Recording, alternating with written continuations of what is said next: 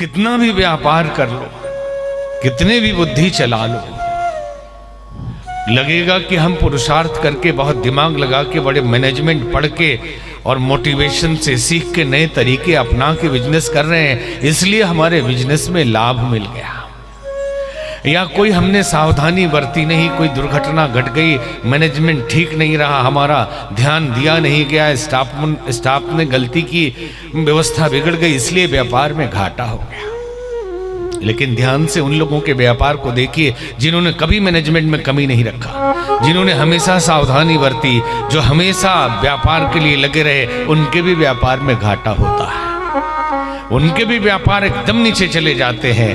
और कई लोग नो मैनेजमेंट, कोई सिस्टम नहीं, कोई व्यवस्था नहीं, और अचानक व्यापार बढ़ने लगा।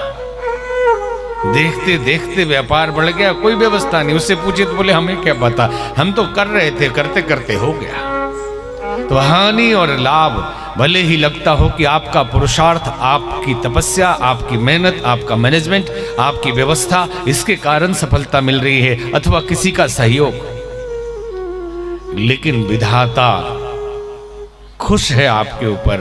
विधाता की व्यवस्था इसलिए लाभ मिल रहा है। और भले ही लगे कि व्यवस्था बिगड़ गई, कुछ न कुछ व्यापार में हमने कमी कर दी, इसके कारण घाटा लग गया, लेकिन लाभ और हानि ये अपने हाथ में नहीं है। थोड़ी देर के लिए लगता है कि ऐसा करते तो ऐसा होता, जो सफल लोग हैं शायद उन्होंने ऐसा किया है, और वो बताते भी हैं कि इस कारण हम सफल हो गए, तो सब हो जाए, सब वही सीख लें और उसी हिसाब से सब सफल हो जाए। हानि लाभ, तो इसके लिए ये भी विचार मन में नहीं आना चाहिए कि जब विधाता के हाथ में तो हम पुरुषार्थ क्यों करें।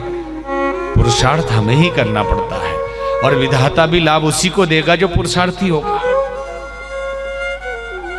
आप आगे बढ़ेंगे ही नहीं तो कैसे मिलेगा हानि लाभ। इसलिए दोष किसी को नहीं देना चाहिए। अगर हानि हो गई तो इसके कारण ये पार्टनर ने धोखा दे दिया, तो पड़ोसी ने धोखा दे दिया, मौसम ने धोखा दे दिया। कई लोग आजकल ठीक भी बिजनेस चले तो कहते हैं नोटबंदी के बाद से बहुत मंदी हो गई है, पूरा व्यापार चौपट हो गया है, वोट तो देंगे बीजेपी को ही, लेकिन चौपट करके रख दिया इन लोगों ने। यही बोलते हैं जिससे भी हम मिले, कहते हैं मजबूरी है, वोट तो इन्हीं को देंगे, लेकिन पूरा तहस नहस बिजनेस कर दिया है। अच्छा तहस नहस कर दिया है तो घर में आपके पैसा नहीं है, आप बहुत दुखी है। अभी तो आपने 1 करोड़ खर्च किया बर्थडे पार्टी पे, पैसा नहीं है आपके पास। अभी तो आप 4 देश घूम के आए। ठीक है, शुरू में दिक्कतें आई होंगी, लेकिन अब जो स्थिति है, हमने सूरत में बहुत जगह बात की, बहुत मंदी है, बहुत तकलीफ है। पता चला कि फुर्सत नहीं है व्यापारी लोगों को। वो जो एकदम छोटे व्यापारी थे बेचारे जीएसटी नहीं समझ पा रहे हैं और स्टाफ नहीं रख पा रहे हैं जीएसटी भरने के लिए, उनको दिक्कत है। ये जो बड़े वाले हैं इनके तो रख दिया 10 स्टाफ एक्स्ट्रा, बढ़ते रहो। अब उनका व्यापार खूब चल रहा है। एक जगह बंबई में एक शिष्य आए, हमने पूछा कि कैसा व्यापार चल रहा है, बोले साहब ठीक है एकदम, कोई दिक्कत नहीं। तभी एक फोन आया, वो बोल रहे हैं अरे बहुत मंदी में, बहुत परेशानी में, घर में खाने का पैसा नहीं। तो हमने कहा ये क्यों बोल रहे हैं आप? बोले कि भाई गुरुजी अगर बोल दें ना तभी मांगने आ जाएंगे, अभी मांगने आ जाएंगे कि कैसे मित्र हो भाई, हमारे मुसीबत में तुम दे नहीं रहे हो, और एक रहे तब तो। इसलिए मित्रों को तो बताना पड़ता, मंदी चल रही है, नोटबंदी के बाद से हम सब तकलीफ में, यही बताना पड़ता है। तो ये बताने में ही पूरा माहौल बनाए हुए हैं। और सबके बर्थडे पार्टी करोड़ों रुपए में हो रही है, शादियों की पार्टी करोड़ों करोड़ खर्च हो रहे हैं, विदेश यात्रा किसी के रुक नहीं रही, मंदी है, बहुत तकलीफ में, दान के लिए पैसा निकालने में बहुत तकलीफ है। यही कथा के लिए, यज्ञ के लिए मांगने जाए तो बोले बहुत बहुत कष्ट में चल रहे हैं आजकल, खाने का पैसा नहीं है। लेकिन फुटाने के लिए, शराब पीने के लिए, पार्टी में उड़ाने के लिए, उसके लिए तो ये तो हमारा शौक है ना, इसमें तो आ ही जाएगा। तो हानि लाभ, यस अपयस, कितना भी अपना प्रचार कर लें, पब्लिसिटी कर लें, कुछ भी कर लें, यदि विधाता ने लिखा है कि यश मिलेगा तभी यश मिलेगा। और कितना भी कोई उसे गिराने की कोशिश करे, निंदा करे, दुष्प्रचार करे, विधाता ने लिखा है तो उसका प्रचार होगा ही, और उसके यश को कोई नहीं दबा सकता। उसका यश 10 दिशाओं में फैलेगा ही, उसे कोई नहीं दबा सकता। तो यश और अपयश दोनों विधाता के हाथ में है। जीवन और मरण, जीवन और मृत्यु। आज सबसे बड़ी तकलीफ यह है कि हम भय की जिंदगी जीते हैं। हर आदमी भय में, कब मर जाएंगे, कब परमाणु युद्ध हो जाएगा। कई लोग बोल रहे कि आपका ओमान में कार्यक्रम है अभी। बोले हाँ, तो उधर अरब में तो लड़ाई ईरान और उधर से हो रहा है, तो मत जाइएगा। किसी ने कहा हमसे, हमने कहा अरे भाई हमारा क्या हो जाएगा। अगर हमारा फिक्स है कि वहीं जाके मरना है तो हम पहले से ही चले जाते हैं ना, इसको कोई रोक नहीं सकता। एक बार हमने घटना सुनी कि गरुड़ महाराज कहीं बैठे थे और गरुड़ महाराज धर्मराज से पूछे कि आप कैसे मारते हैं। बोले टाइम आ जाता है तो अपने आप हो जाता है, व्यवस्था बनी हुई है। तो बोलिए ये कबूतर कब मरेगा। बोले 3 घंटे बाद मरेगा। एक कबूतर था वहां पे, पूछा ये कबूतर कब मरेगा, तो बोला 3 घंटे के बाद मरेगा। तो गरुड़ जी ने कहा अच्छा मैं दिखाता हूं कैसे आप मारते हो। वो कहीं दक्षिण भारत में कबूतर था गरुड़ जी के पास। उन्होंने पैर से उसे उठाया, ले जाके हिमालय के एक गुफा में छुपा दिया और उसी गुफा में एक बिल्ली पहले से बैठी हुई थी, कबूतर को खा गई। और गरुड़ जी खुश है कि तो मैंने तो इतने हजारों हजार किलोमीटर ले जाकर छुपा दिया है, अब तो कबूतर मरेगा ही नहीं। 3 घंटा पूरा हो गया, अब मार के दिखाइए। तो धर्मराज ने कहा कि वो मर चुका। बोले कैसे मर गया। देखिए बही खाता में चित्रगुप्त के लिखा हुआ है कि हिमालय के गुफा में बिल्ली के खाने से ये मरेगा। और बेचारा 3 घंटे में उड़ के वो कबूतर जा नहीं सकता था हिमालय, लेकिन घटना ऐसी घटी कि आपके मन में ही आ गया, आपने पहुंचा दिया, आपने मदद कर दी उसकी जो लिखा था। तो जीवन और मृत्यु विधाता के हाथ में है। जब है ही, ये भी समझ लेना कि है। लोग सुनकर घबरा जाएंगे कि मृत्यु है, अरे किसको नहीं है।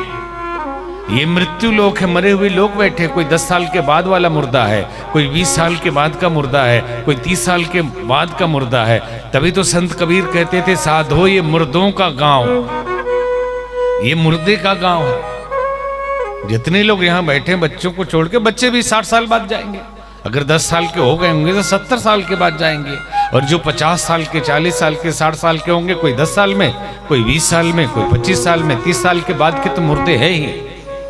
और मौत कहें तो डर जाते हैं, सोचते हैं सब लोग मरेंगे मैं नहीं मरूंगा, सब लोग मरेंगे मैं नहीं मरूंगा। तो जीवन और मृत्यु विधाता कब मरेंगे ये उसके हाथ में। मरना तो है ही, पक्का है मरना है। कोई यहां रहने नहीं आया, सबको जाना है। तो फिर क्या डरना, जिस दिन जाना है उस दिन जाना है। एक बार हम इंडोनेशिया जा रहे थे तो सरजू राय जी एक राजनेता है झारखंड में, तो सरजू राय जी मंत्री थे। तो हुआ सरजू राय जी भी हमारे साथ जाएंगे। और एक अखिलेश पांडे जी हमारे शिष्य हैं, झारखंड में बड़े व्यापारी हैं, बंबई में। तो सबका बन गया टिकट, इंडोनेशिया जाना था, बिंतान और बाली।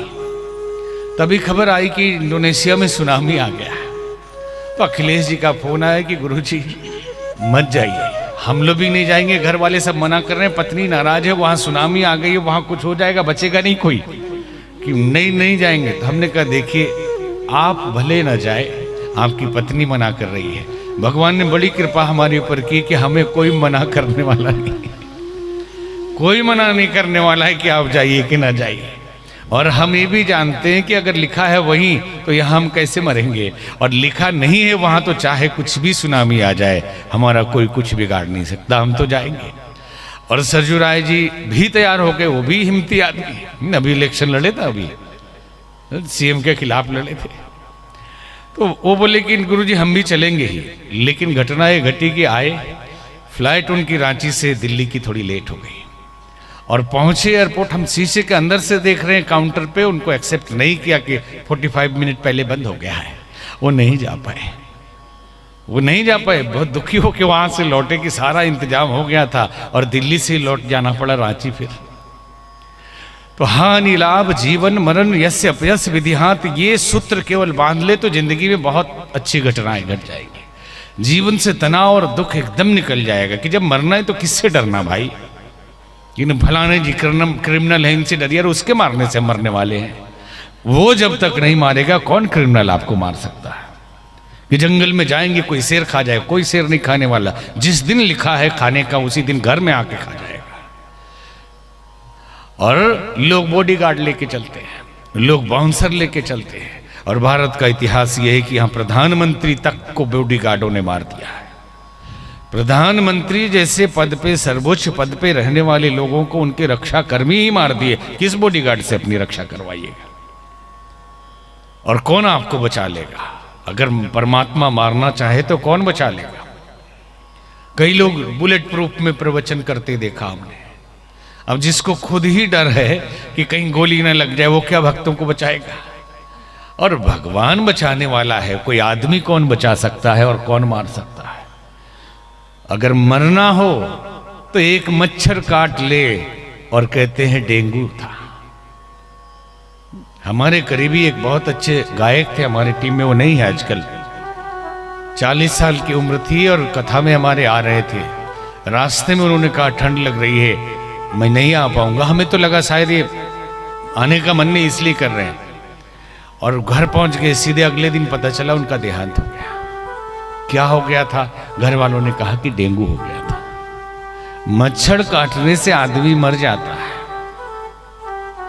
और गोली लगने से भी आदमी बच जाता है। दिल्ली में 10-12 साल पहले की घटना है कि एक युवक कार चला के जा रहा था और कार के आगे के शीशे से इतना मोटा लोहे का सरिया घुसा शीशे से और सीना फाड़ के सीट में निकल गया। और उस लड़के ने, न्यूज में आपने देखा होगा, उस लड़के ने फोन करके बुलाया, पुलिस आई। 6 घंटे लगा उसको काटने में, निकालने में। कुछ नहीं हुआ उसको।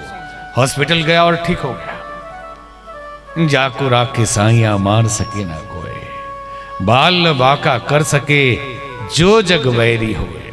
कुछ नहीं कर सकता अगर दुनिया पूरा विरोधी हो जाए आपकी। भगवान जो चाहेगा, मौत तो निश्चित है, फिर मर मर के क्यों जीना?